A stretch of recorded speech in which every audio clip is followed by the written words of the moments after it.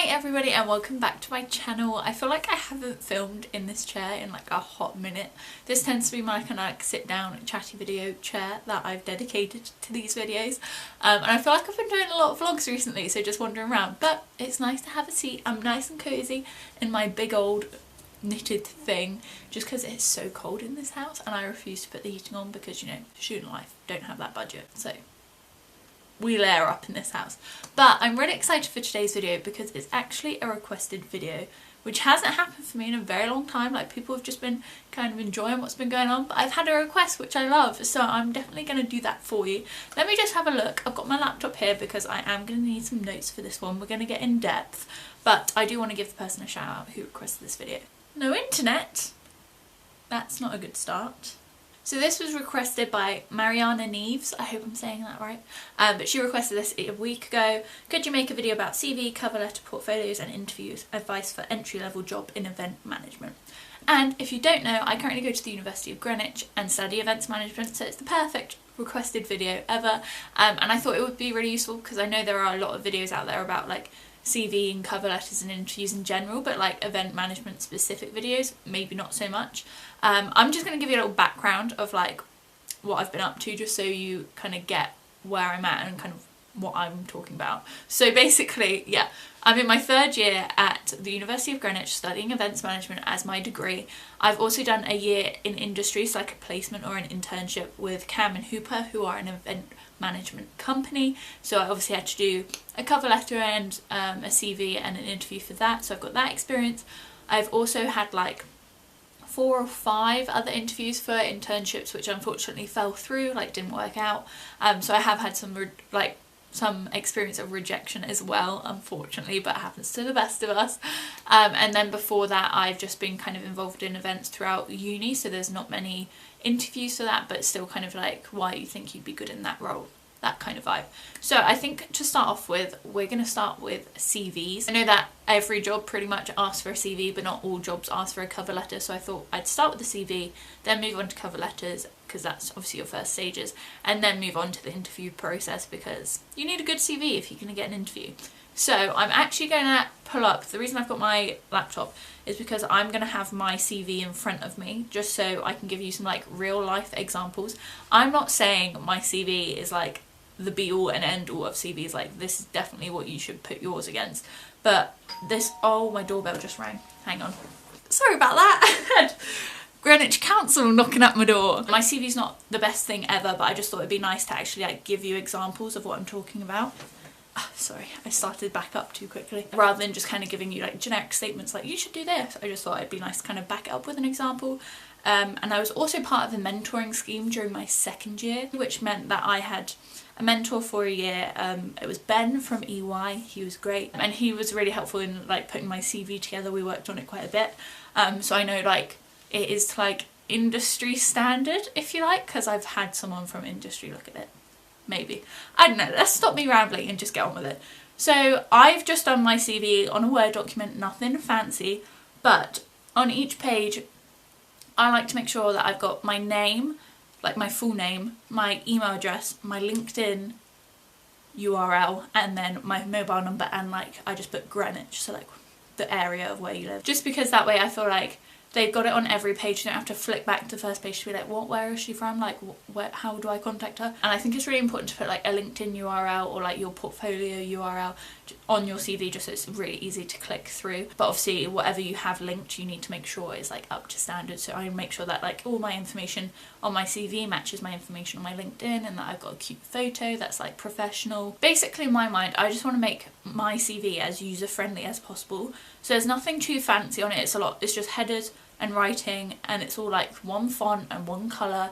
There's no pictures. I know different industries want different things, but if we're just talking about events management in this case, I would say keep it pretty basic, just because CVs, basically event managers, I find like do stuff actually quite last minute when it comes to themselves, like planning events they do way in advance, planning their teams and like internal things happens quite last minute. So I feel like if they're looking through CVs, it's because they want to hire quickly, so they don't want to be faffing around with like loads of different colours and pages and paper and all this. They just want to like skim through it, find the information they need, job done. So I've started mine off with a personal profile. I know there's like thousands of different ways you can lay out your CV. This is just what I've done.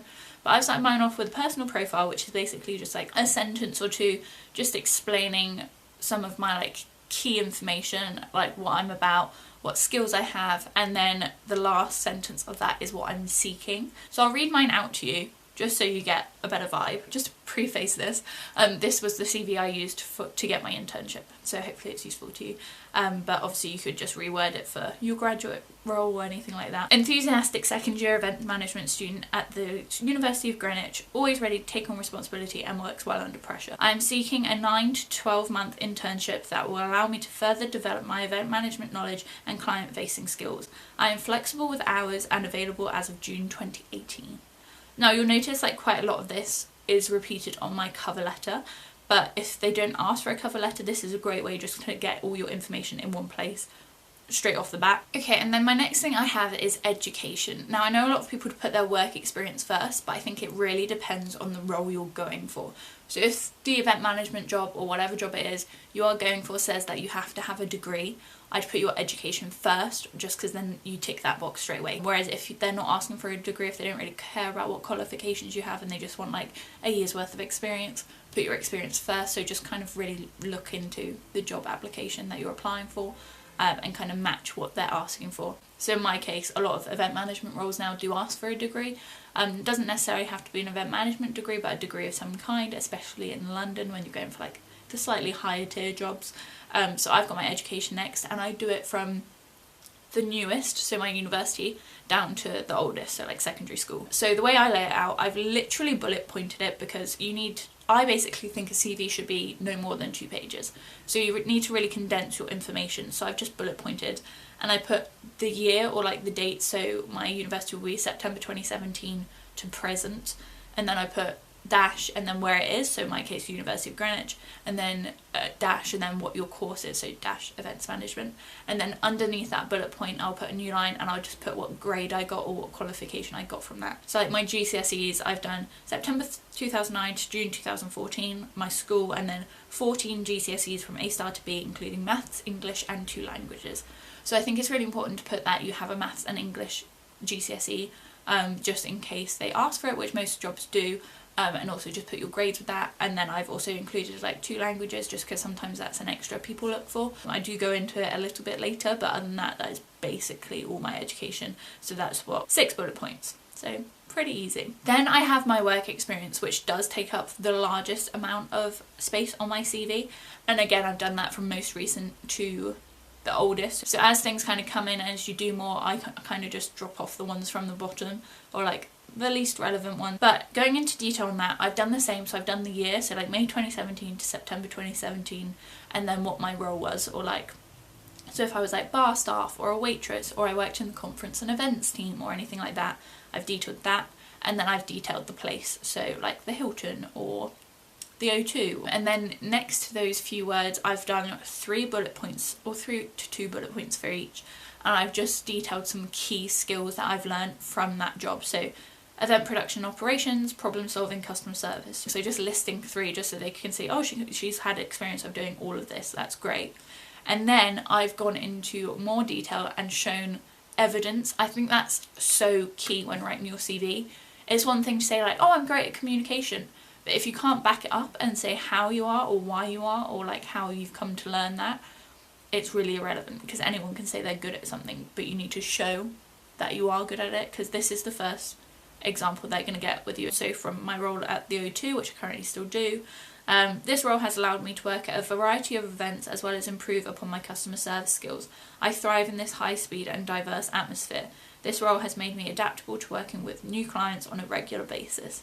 So you can see there is some evidence behind that, as well as just highlighting the things I've enjoyed within that role, which could be applicable to my new role. So like high speed and diverse atmospheres and variety of events and customer service, that's all going to be a part of my new role. So I've made that very specific to highlight my previous roles so they can see why I'm appropriate for the new role. Does that make sense? I don't know. I think it is really important to tailor everything in your CV to the new role. So I did 2, when I was applying to 2 internships last year, I applied to the Hilton for an internship and also L'Oreal, but they are very different companies. Hilton is very corporate. It's a hotel, so they have a lot of smaller events like meetings and things, as well as some larger events, but not as often. It's mainly daytime events and everything like that. Whereas L'Oreal's event team would be all internal, whereas Hilton get people in for external events. So L'Oreal would be all internal. L'Oreal would be very like brand conscious, like every event they had would need to be focused towards their brand. They probably want a really good team because the team is like an internal team rather than just catering for external people. That kind of thing. So, you know, it's just like noting little things down that you think, oh, I should probably mention something about my teamwork skills, or oh, I should mention that I've been involved in corporate events before, or things like that. But then after that I have a list of my achievements. Now, you may not have as much to write about this as I do, but I'm not saying like, oh, look at me, but literally in secondary school, anytime someone said, oh, you can put it on your CV, I was doing it. God knows why. I was literally such a goody two-shoes at school, honestly, like it was intense. So I've got a few things written down, but I have had to be like, Amber, you don't need to write that you are head of gardening club in your primary school on your CV. As proud as I am, that doesn't need to be on there. I've formatted it in the same way, so it's nice to have like a theme throughout so people understand how your CV works. So again, I've got the title of my role and where I did it. I haven't put the date or anything because people can work it out from like previous parts. So my first one is the Event Society, University of Greenwich, and then I've just put a line about how I came to that role, or why I was good for that role, so, or like what that role was about. So Event Society, University of Greenwich, helping to implement and produce events across the university. Wow, she's done events for her university at a higher education level. That's great. And then the last two things I have on my CV is technical skills. I think this is so important to include, especially in like today's day. Doesn't make sense, but whatever. When every role, especially within like the events, oh no, every role ever, to be honest, has a lot of technology in it, so you need to prove that you have your technical skills and you're not like confused by technology. So I put IT skills and then just dash advanced use of Microsoft Word and PowerPoint with basic knowledge of Excel and Photoshop. It is good to kind of be honest, but let them know that you have an experience of the things that are important. So if your role, you know you're not going to be using Photoshop in your role, it's probably not important.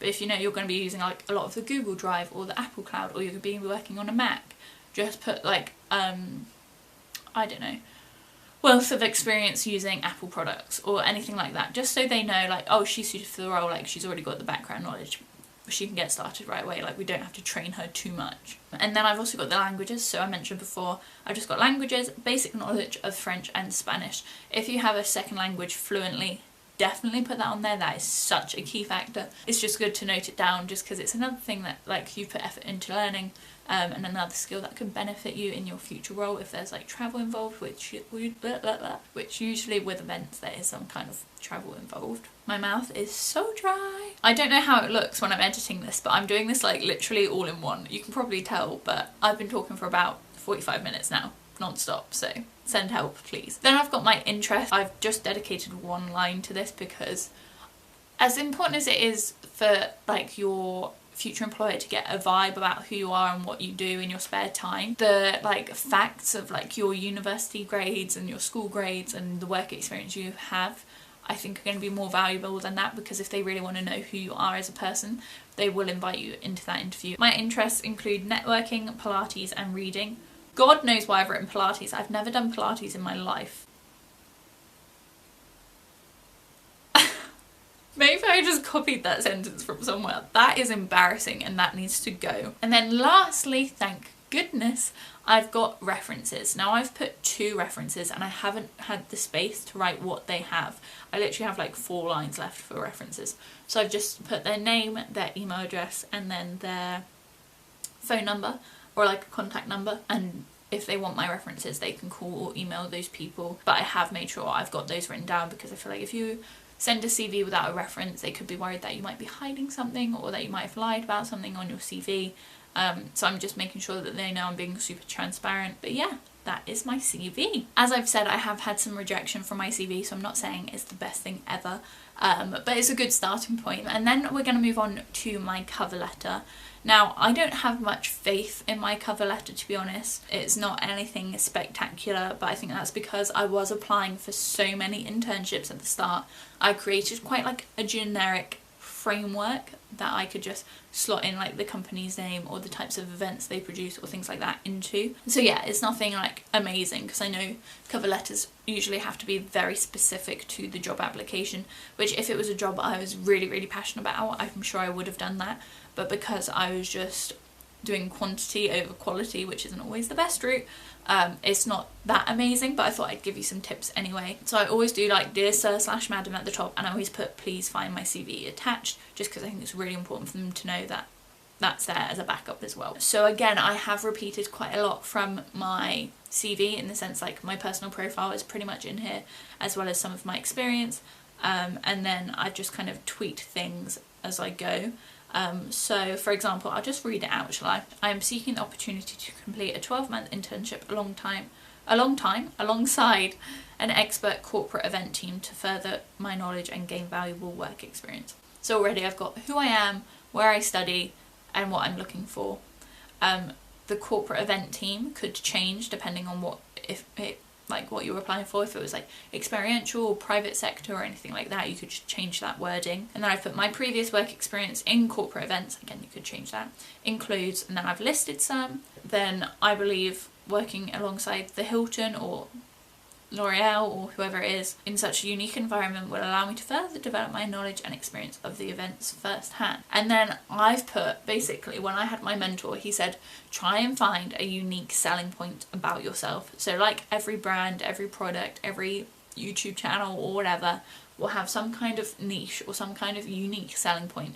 You need to find that for yourself and highlight that in your CV. So why you are more employable or better or more well suited than the person sat next to you. So mine I struggled with, but I came out with, I grew up in Bournemouth and believe that my combined experience of London events and Bournemouth tourism will allow me to bring fresh ideas to London's event industry.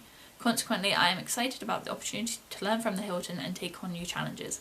So the fact that I have had so much experience of events within London, but growing up throughout my whole life, I have seen the level of tourism within Bournemouth, which if you don't know, is kind of like Brighton-esque, or like it's a big tourist attraction for like holiday goers and things like that because of the gorgeous beaches. So I've been surrounded with that my whole life, which is a good factor if you're going into working for a hotel or a restaurant or anything like that. So that I thought was my unique standpoint, but you might have something completely different. And then I've just put a kind of closing paragraph or a couple of sentences. My nose is really itchy. I'm able to take on this role from summer 2018 and have the determination and can-do attitude to ensure that I make a success of it. So again, just being super polite, super formal. You want to make sure that there are no spelling or grammar mistakes in this. I don't care if you get your friend or your mum to check it. I don't care if you're Grammarly, whatever. Just not sponsored, but just make sure that this is like as bulletproof as you can make it. I'm sorry if you can hear that noise, but the pavement outside my house is getting like relaid and it's been going on for 3 weeks and it's driving me insane. But yeah, they are kind of my tips for a cover letter. I know it's not the most interesting of things, like it's pretty straightforward, but at the end of the day they're not asking a lot of you, they're just asking about who you are, why you're appropriate for the role, and they're kind of checking if you have read the application. So if they've used some keywords in that application, use those in your cover letter. Then I don't need my laptop. Moving on to interviews. Now I'm sure what I'm about to say is quite universal, just because I know there are so many like reports or news articles or magazine articles or like blog posts about how to do an interview well, and there are only really so many things you can do, because at the end of the day it is the employer's choice. Like there's not a magic way you can ensure you're going to get that job, but you can obviously do a few things to get you prepared and ready and like give you the best chance you have really to get that job. So my first tip would be the day before, research the heck out of that company. Look up keywords that they use a lot throughout their website, and if like their core values and beliefs and like the mission statement and things like that, just so if they do ask you any of the questions that are related to like personally to their company, like the very core of their company, you kind of know the answer, like you're not going to be blindsided. Second tip is obviously getting there early, and by early I don't mean super early. Like I have stood outside my place of employment or like hopeful place of employment for like 10, 15, 20 minutes before, and then gone in like 5 minutes early or like 7 minutes early. early. I think 10 minutes early is too keen. I think if you show up 10 minutes early, they're going to be like, wow, eager. I don't know if that's just me, no one's ever told me that, but in my head that's how it works. So that's another thing I would say. And then obviously your dress sense. Please have a shower, please dress nicely. For my internship interview, I know that they're like semi-relaxed in their attire for work, so I wore like formal shoes, black jeans, a like blouse, like a blue blouse, and a black blazer. I think a blazer will save any outfit, even if you don't have anything super formal in your wardrobe or anything like that. And then when you're at the interview, you want to be super smiley. I cannot emphasize this enough, especially for the events industry, because you will be meeting so many clients throughout your placement or throughout your role, whatever, and they'll want to know that you can greet people in a professional and friendly, like upbeat manner. So I remember I was super smiley throughout my whole interview, not obviously like looked like I was on anything or whatever, but just like polite, like enjoying the time I was spending there, trying to make sure that it looked like I was excited about the role and excited to be here, and like appreciated the time they were taking out of their day to come and like speak to me. I gave them a firm handshake, always key, and for someone like me with clammy hands, like these are not dry very often, so it's always a worry. So I always know to like prep, like rub my hand on my skirt, whatever. Is it TMI? I don't know, but I'm sure other people out there have clammy hands, and this is a real stress. And I think it's also really important to show your personality. Don't just be like, I don't know, like completely blank, or not make a joke, or not, I don't know, be a bit sarcastic or whatever. Like throw in a bit of your edge, a bit of like what makes you you, just because the key thing for the interview, they probably already know whether you're getting the interview, like getting the job or not from your CV, but what's going to give it to you, like secure it 100%, is your personality. An interview is just about seeing how you would fit into their company, the team that you're going to be in, and if like your team leader thinks, yeah, I could work with her. I also think it's really important to have a question, you know, when they say like, oh, have you got any questions? And if you don't, say, oh, I did, but you've already answered it, so thanks very much. Just so they know, like, you haven't just shown up without any research or any thought about the job role in itself. You've shown up and been like, oh, I really wonder what their policy is on this, or like, oh, I wonder if we get a chance to work abroad. There's certain questions you can ask. Obviously don't ask like pay questions or anything too stupid, like, oh, how soon can I get a raise or whatever. That ain't a good question for an interview. And I think that's all the tips I have for an interview. If I think of any more, I'll leave them like in the comment section below, like I'll pin my comment. But at the moment, that's everything I can think of that I had in my head going into my interviews. So I really hope this has helped you. I know it was very wordy, so if you've stayed till the end, congrats, because this was a long one. But if you have enjoyed this, please hit the thumbs up and subscribe down below.